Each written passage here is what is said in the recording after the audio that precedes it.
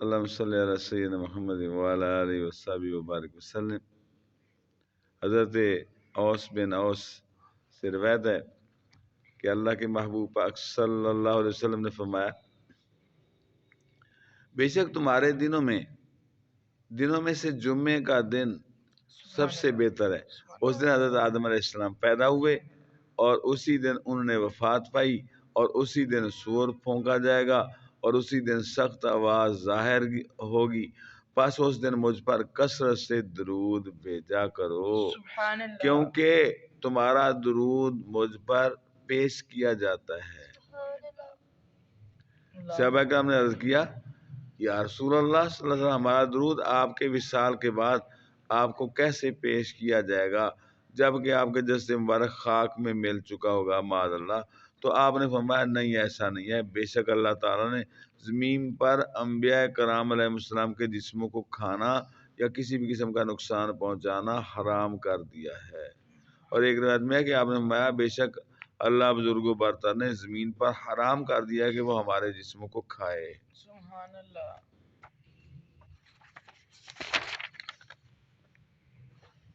حضرت ابو ہریرہ رضی اللہ تعالیٰ عنہ سے روایت ہے کہ حضور پاک صلی اللہ علیہ وسلم نے فرمایا، کوئی بھی شخص مجھ پر سلام بھیجتا ہے تو بے شک اللہ تعالیٰ نے مجھ پر میری روح لوٹا دی ہوئی ہے۔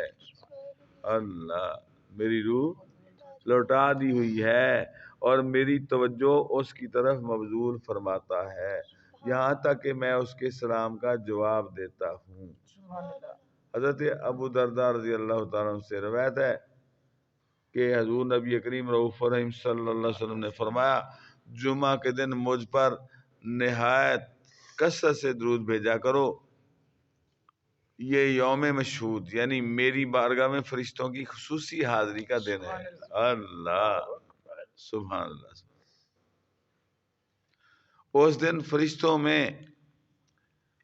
فرشتے حاضر ہوتے ہیں جب کوئی شخص مجھ پر درود بھیجتا ہے، اس کے فارغ ہونے تک اس کا درود میرے سامنے پیش کر دیا جاتا ہے۔ حضرت ابو درداء رضی اللہ تعالیٰ عنہ فرماتے ہیں کہ میں نے عرض کیا، یا رسول اللہ، اور آپ کے وصال کے بعد کیا ہوگا؟ آپ نے فرمایا، ہاں، میری ظاہری وفات کے بعد بھی میرے سامنے اسی طرح پیش کیا جائے گا، کیونکہ اللہ تعالیٰ نے زمین کے لیے انبیاء کرام علیہ السلام کے جسموں کا کھانا حرام کر دیا ہے۔ بس اللہ تعالیٰ کا نبی زندہ ہوتا ہے اور اسے رزق بھی دیا جاتا ہے۔ اللہ سبحان اللہ نہ کہنا، سبحان اللہ، نہ زبان خراب ہو جاتی ہے نا آپ کی۔ ہاں، حضرت عبداللہ بن عمر رضی اللہ تعالیٰ عنہ سے روایت ہے کہ حضور نبی کریم رؤوف الرحیم صلی اللہ علیہ وسلم نے فرمایا، جس نے میری وفات کے بعد میری قبر کی زیارت کی، گویا اس نے میری حیات میں میری زیارت کی۔ سبحان اللہ۔ اللہ اکبر۔ رواہ دارقطنی و طبرانی۔ اللہ۔ حضرت ابو ہریرہ رضی اللہ تعالیٰ عنہ سے روایت ہے کہ اللہ کے محبوب پاک صلی اللہ علیہ وسلم نے فرمایا، میں نے خود کو حتیم کعبہ میں پایا اور قریش مجھ سے سفر معراج کے بارے میں سوال کر رہے تھے۔ انہوں نے مجھ سے بیت المقدس کی کچھ چیزیں پوچھی جنہیں میں نے یادداشت میں محفوظ نہیں رکھا تھا، جس کی وجہ سے میں اتنا پریشان ہوا کہ اس سے پہلے کبھی اتنا پریشان نہیں ہوا۔ سبحان اللہ۔ تب اللہ تعالیٰ نے بیت المقدس کو اٹھا کر میرے سامنے رکھ دیا۔ سبحان اللہ۔ وہ مجھ سے بیت المقدس کے متعلق جو بھی چیز پوچھتے میں اسے دیکھ کر انہیں بتا دیتا، اور میں نے خود کو اللہ گروہ انبیاء کرام علیہ السلام میں پایا۔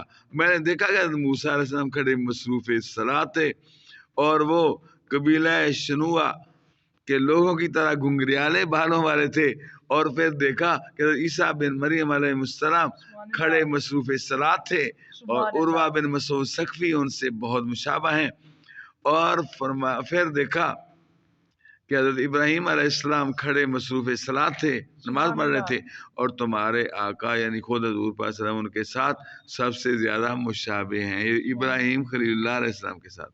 پھر نماز کا وقت آیا اور میں نے ان سب انبیاء کرام کی امامت کروائی۔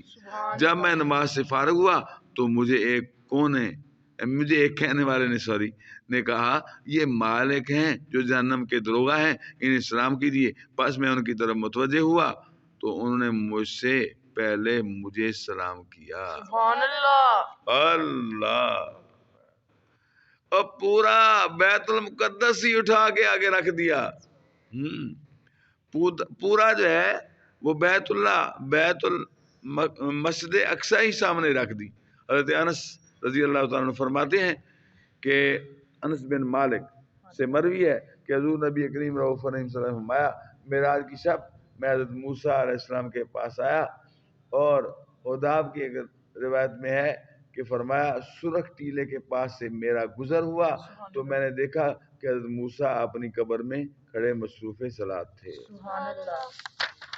حضرت سعید بن عبدالعزیز سے روایت ہے کہ جب ایام خرہ جن دنوں یزید نے مدینہ منورہ پر بدبخت نے حملہ کروایا تھا کا واقعہ پیش آیا تو حضور پاک صلی اللہ علیہ وسلم کی مسجد میں 3 دن تک اذان اور اقامت نہیں کہی گئی، اور حضرت سعید بن مسیب جو کہ جلیل القدر تابعی ہیں انہوں نے رضی اللہ تعالیٰ انہوں نے مسجد نبی شریف میں پناہ لی ہوئی تھی، اور انہوں نے 3 دن تک مسجد نہیں چھوڑی تھی، اور وہ نماز کا وقت نہیں جانتے تھے مگر ایک دھیمی سی آواز کے ذریعے جو حضور پاک صلی اللہ علیہ وسلم کی قبر انور سے سنتے تھے، انہیں پتہ چل جاتا تھا کہ نماز کا وقت ہو گیا ہے۔ سبحان اللہ۔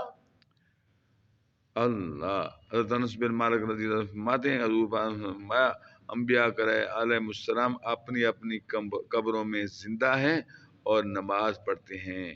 امام اسقلانی فتح الباری میں بیان فرماتے ہیں امام بیہقی نے انبیاء کرام علیہ السلام کے اپنی قبروں میں زندہ ہونے کے بارے میں صحیح حدیث پر مشتمل ایک خوبصورت کتاب لکھی ہے، جس میں انہوں نے حضرت انس کی یہ حدیث بھی وارد کی ہے کہ انبیاء کرام اپنی قبور میں حیات ظاہری کی طرح ہی زندہ ہوتے ہیں اور نماز صلات بھی ادا کرتے ہیں۔ یہ حدیث انہوں نے یحییٰ بن ابی کثیر کے طریق سے روایت کی ہے، اور وہ صحیح حدیث کے روایت میں سے ہیں۔ انہوں نے مسلم بن سعید سے روایت کی، اور امام احمد بن حنبل نے بھی انہیں ثقہ قرار دیا ہے۔